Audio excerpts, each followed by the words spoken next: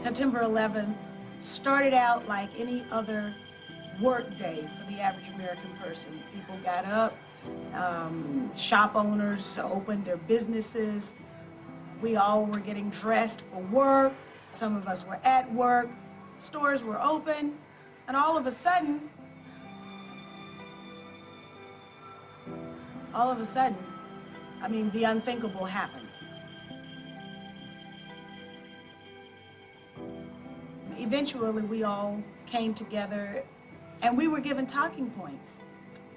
The talking points said that we were hit because we were free, that we were hated because we're free. And it seemed that everywhere I went for answers, I got that mantra. That wasn't good enough for me.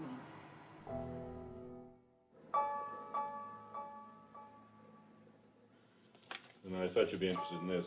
This is the outline of the 911 Recommendations Implementation Act. Okay. Okay. That's separate from the Terrorist Reform Act. Okay. Some people are going to ask very safe questions, but someone like me, who's not an insider, who's not looking to be an insider, whose responsibility first and foremost was to the people and not to the system, someone like me is going to want to get to the heart of the matter, to the root, to the truth. There's a certain political etiquette, I would call it, about what is proper to discuss and not proper. And if it's too difficult, it becomes over the pale. It becomes conspiracy nut stuff. It's not just the information you put out, it's even asking the question, which is not permitted. Crossfire. On the left, Paul Begala. On the right, Tucker Carlson. Time to reveal our quote of the day. Buckle your seatbelts. This congresswoman is a Democrat from the Atlanta area. She is Cynthia McKinney, and she has a conspiracy theory you won't believe, hopefully. Here's what she told a Berkeley, California radio station, quote, "What did this administration know, and when did it know it about the events of September 11th? Who else knew, and why did they not warn the innocent people of New York who were needlessly murdered? What do they have to hide?" End quote. This is how the White House reacted.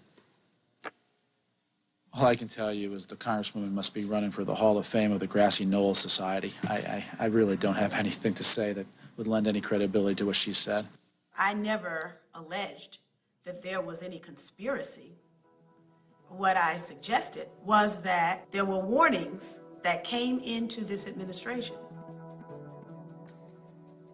Now is the time for our elected officials to be held accountable. Now is the time for the media to be held accountable. Why aren't the hard questions being asked? We know there were numerous warnings of the events to come on September 11th. Vladimir Putin, president of Russia, delivered one such warning. Those engaged in unusual stock trades immediately before September 11th knew enough to make millions of dollars from United and American Airlines, certain insurance and brokerage firm stocks. What did this administration know, and when did it know it? Who else knew, and why did they not warn the innocent people of New York who were needlessly murdered? Her words were taken, put through a media mixmaster, and changed around. Here you have Cynthia McKinney accusing essentially the president of being an accessory to mass murder and doing it for profit. They bolted together two statements from different parts of a long interview and said, McKinney said, didn't have McKinney on to respond.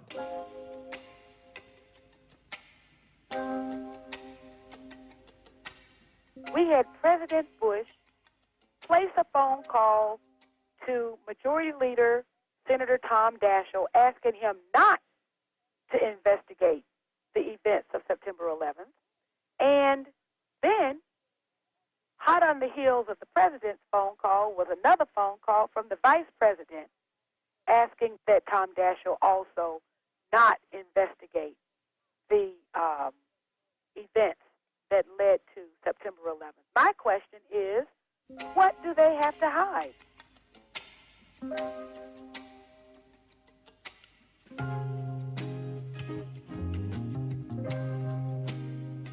The job was quite complete.